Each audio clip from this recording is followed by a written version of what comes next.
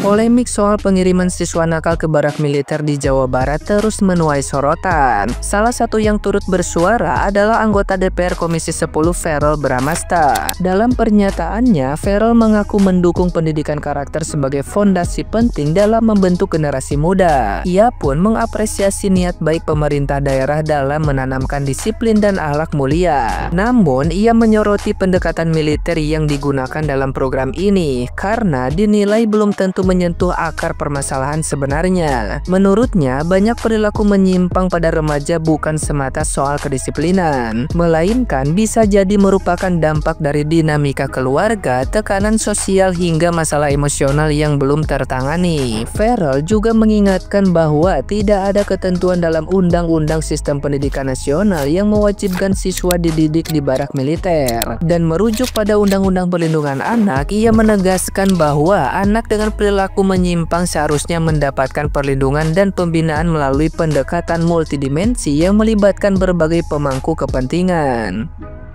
Menanggapi kritik tersebut, psikolog Lita Gading menyampaikan pandangan tajam yang menyoroti pentingnya pengalaman praktis di lapangan sebelum memberikan penilaian. Ia menilai bahwa komentar Verrel terlalu teoritis dan kurang menyentuh realita di lapangan. Menurut Lita Gading, pendekatan militer justru bisa membangun mental kedisiplinan dan keterampilan hidup anak-anak selama tidak dilakukan dengan kekerasan. Ia menegaskan bahwa barak yang dimaksud bukan tempat perpeloncoan, melainkan sarana edukasi dengan pendekatan tegas dan terstruktur. Lita Gading menyarankan agar sebelum berbicara di publik, seorang publik figur terlebih dulu menyaksikan langsung proses di lapangan. Baginya, praktik di lapangan adalah dasar yang lebih kuat ketimbang teori di buku. Ia juga mengingatkan bahwa menjadi intelektual bukan hanya soal kemampuan membaca, tapi juga tentang kepekaan sosial dan kecerdasan menganalisa kondisi masyarakat yang beragam. Dalam pesannya kepada Verrel, ia menekankan bahwa kedewasaan dan kematangan sebagai wakil rakyat juga dibentuk dari pengalaman dan pembelajaran langsung, bukan sekadar literasi.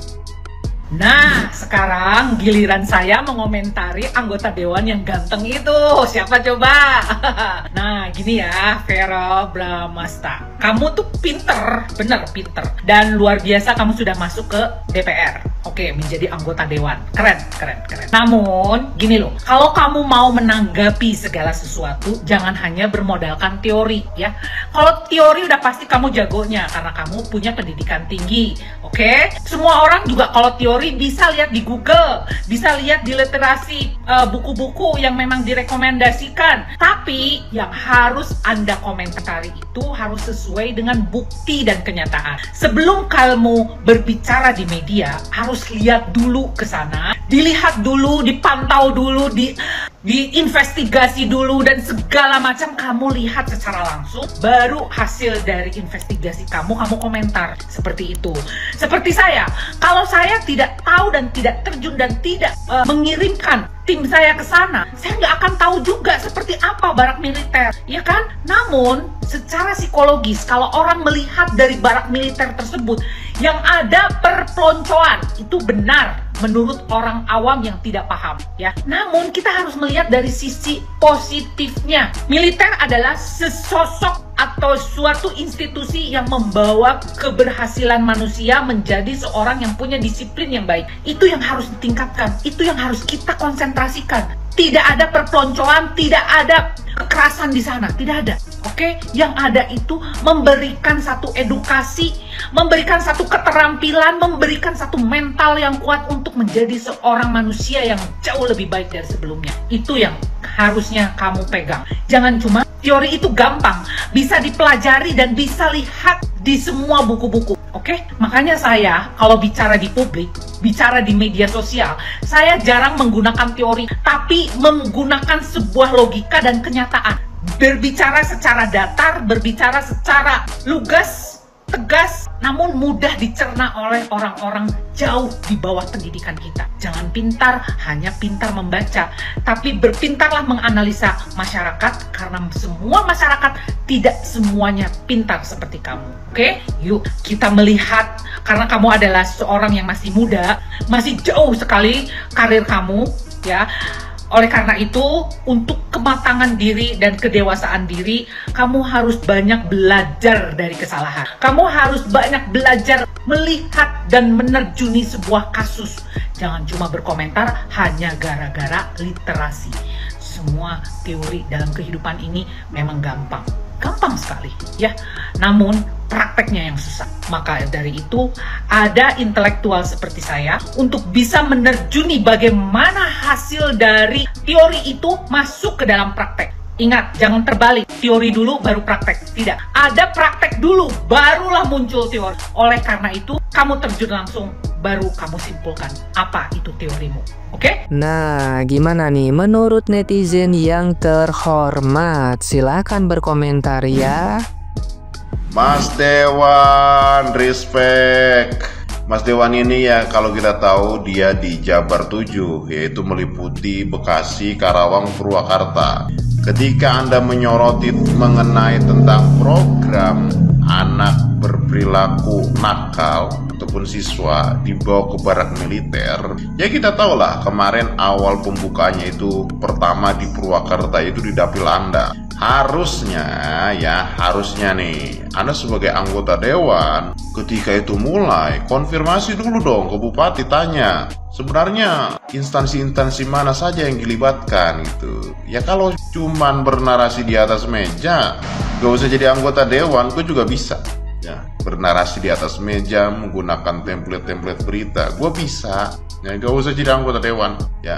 Maksud gue begini, kalau Anda mau mengkritisi minimal turun ya, urusin dapil Anda, meliputi itu Anda ya. Oke, coba gua tunggu turun, tanya sama bupatinya.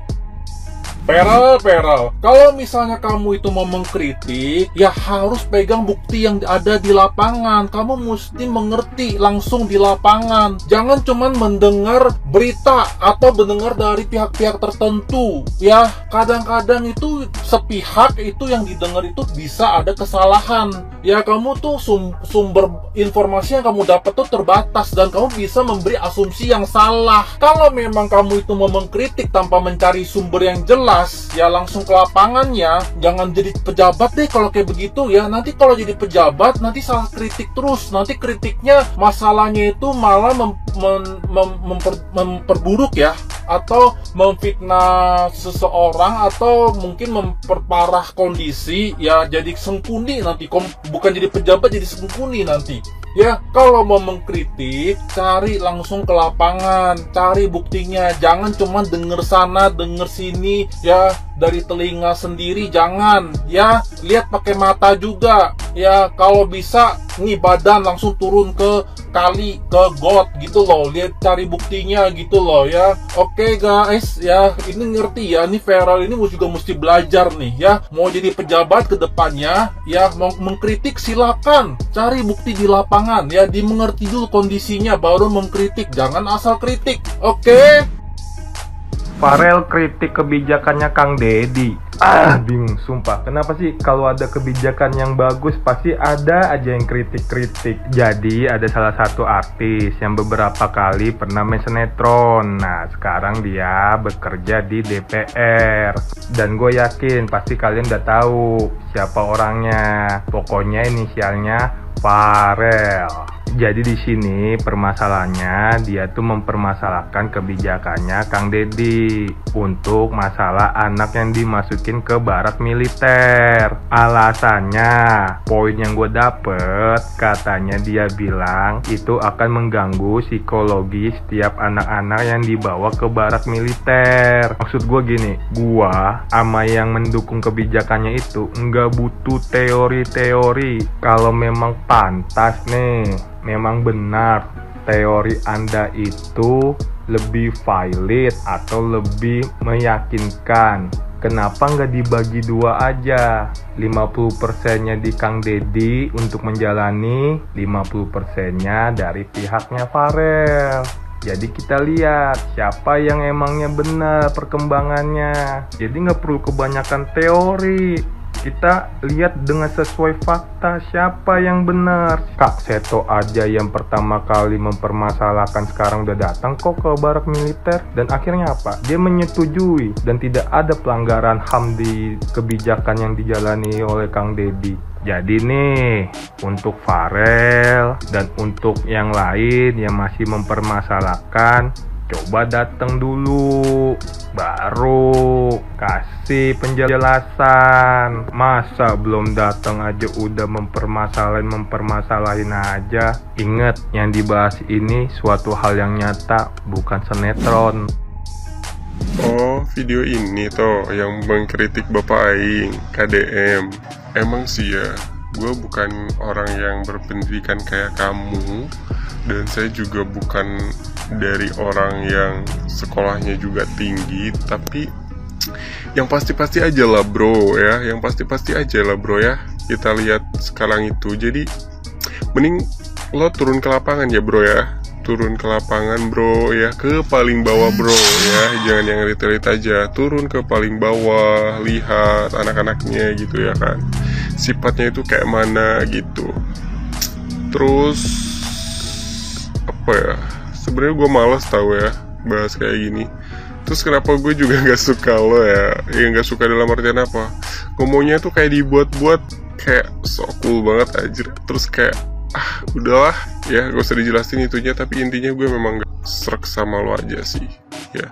Terus lo sekarang kritik Bapak Aing, Bapak Gubernur Jawa Barat, makin gak suka gue jadinya ya sama lo, parah betul. Ya saran gue sama lo aja gini aja ya, Bapak Dewan, Bapak Farel Bramasta, turunlah ke lapangan ya, paling bawah tuh lihat anak-anak kayak mana ya. Jangan ke Jawa Barat dulu lah, di Jakarta dulu aja lah ya, di Jakarta coba lihat.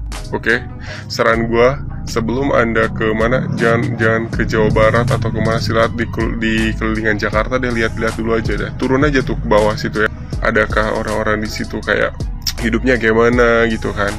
Ya ini saran aja, karena saya orang Jawa Barat, saya juga merantau di Jakarta, dan ya tak usah dijelaskan lah ya, masih banyak juga yang di Jakarta ini kekurangan juga. Terus kayak ya udah lihat aja lah intinya, malas gue aja nanti gue salah-salah ngomong lagi. Intinya ya, karena bermasa cobalah lihat yang jauh-jauh dulu lah, apalagi ke Jawa Barat ya, lihat aja dulu di Jakarta. Oke, thank you bro. Gue gak bisa berkata banyak karena gue gak tahu juga mau bahas apa, tapi ini adalah kekesalan gue dan ini adalah unek-unek gue buat kamu, paham itu? Oke, see you, bye, next video yang lain.